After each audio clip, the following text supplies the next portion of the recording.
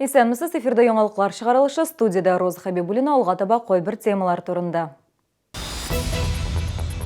Акча алу яхшыракмы, социаль пакетмы? Федераль ташламалардан файдаланучыларга октябрьгә кадәр карар кабул итәргә кирәк.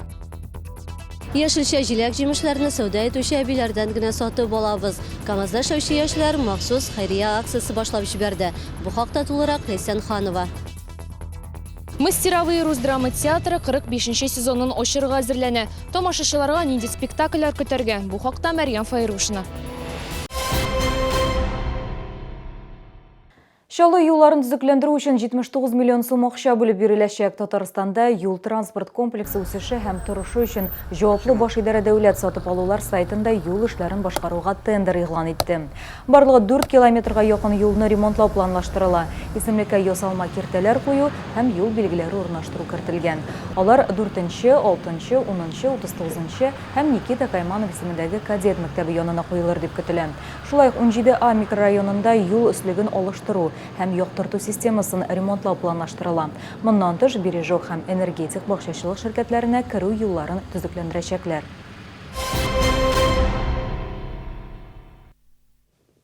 Акча яки дарулар, федераль ташламалардан файдаланучыларның киләсе елда социаль хезмәтләр җыелмасын нинди формада алырга теләүләрен ачыклау өчен 1 айдан аз гына кимрәк вакыт калды. Лилия Гатина теманы дәвам итә. Социаль пакет алу дөрес булырмы, әллә акчамы? Моны ташламаларга ия һәркем үзе хәл итә. Шулай да белгечләр барысында уйлап эшләргә киңәш итә. Социаль услуглар наборы белән бүгенге көндә федераль льготада торган кешеләр кулланырга мөмкин. Соцпакет эченә дарулар, медицина изделиялары һәм санаторийда дәваланып керә. Кирәкле дарулар белән тәэмин итү программасы федераль бюджет хисабына 2005 елдан бирле тормышка ашырыла. Ташламага ия кешеләр исәбенә сугыш инвалидлары, һәм анда катнашучылар, барлык төркем инвалидлар, инвалид балалар, блокада булучылар һәм башкалар керә. Бүген Татарстанда 334 федераль льготчы яши. Шуларның йортысыннан азрагы гына социаль хезмәтләр җыелмасын сайлаган. Чаллыда 37 500 федераль ташламага ия кеше яши. Шуларның 24 меңгә якыны социаль пакеттан баш тарткан. Әйтәм бит, акча хәзер. Потому что миңа это удобно. Акчаны сөйләйм, зачем миңа? Ни өчен сезгә алай уңайлырак? Миңа уңайлырак, потому что үземә кирәк лекарство алам. Яман шиш һәм шикәр авыруы, астма, ревматоидлар, полиартрит һәм башка шундый җитди авыруларны дәвалау зур суммалар таләп итә. Социаль пакет табиб рецепты буенча бушлай дарулар белән генә түгел, кыйммәтле операциялар һәм дәвалану мөмкинлеге дә бирә. Заранее подумав и обратиться к лечащему врачу, проконсультироваться для того, чтобы сейчас уже определиться о необходимости в обеспечении лекарственным. Если вы сегодня отказываетесь, то правом воспользоваться можете только в следующем году. Бүген социаль пакет бәясе айына 1121 сум 42 тиенне тәшкил итә. Хезмәте пенсия фонды идарәсендә күп функцияле үзәкләрдә, шулай ук дәүләт хезмәтләре порталы аша 1 октябрьгә кадәр рәсмиләштерергә мөмкин. Лилия Гатина, Фанис Иксанов, яңалыклар. Әгәр сезне берәр проблема борчыса яки шатлыклы хәбәр җиткерәсегез килсә, безнең редакциянең кайнар элемтә телефонына шалтыратыгыз. 51-31-31 номеры тәүлек буена эшли. Кыска гудоктан соң хәбәрегезне калдырыгыз, безнең хәбәрчеләребез сезнең белән элемтәгә кереп, проблемагызны хәл итәргә булышыр. Шалтыраткач исемегезне һәм телефон номерыгызны калдырырга онытмагыз. Әбиләрдән генә сатып алабыз. КамАЗда эшләүче яшьләр шул исемдәге хәйрия акциясын башлап җибәрде. Ул заводның зур юбилей уңаеннан 50 игелекле гамәл дигән проект кысаларында оештырылды. Шәһәрдәшләр яшьләрнең бу гамәлен ничек кабул итте? Бу хакта Ләйсән Ханова сюжеты. Күпме мочалкагыз тора? 100 тәңкә. 2 аларга ярыймы? Ярый. КамАЗда эшләүче яшьләр принципиаль рәвештә кибетләргә бармады. Алар игелекле акцияда катнашучылар.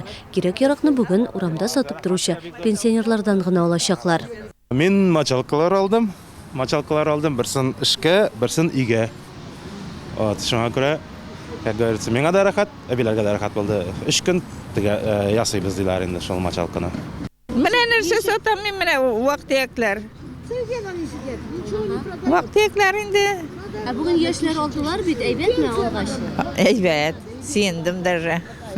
Рәхмәт әле ул юк әле. Рахмат, рахмат. Мы решили сделать добрые дела, не покупать продукты в магазинах, а вот как раз таки вот у бабушек свои собственные выращенные продукты покупать ходить.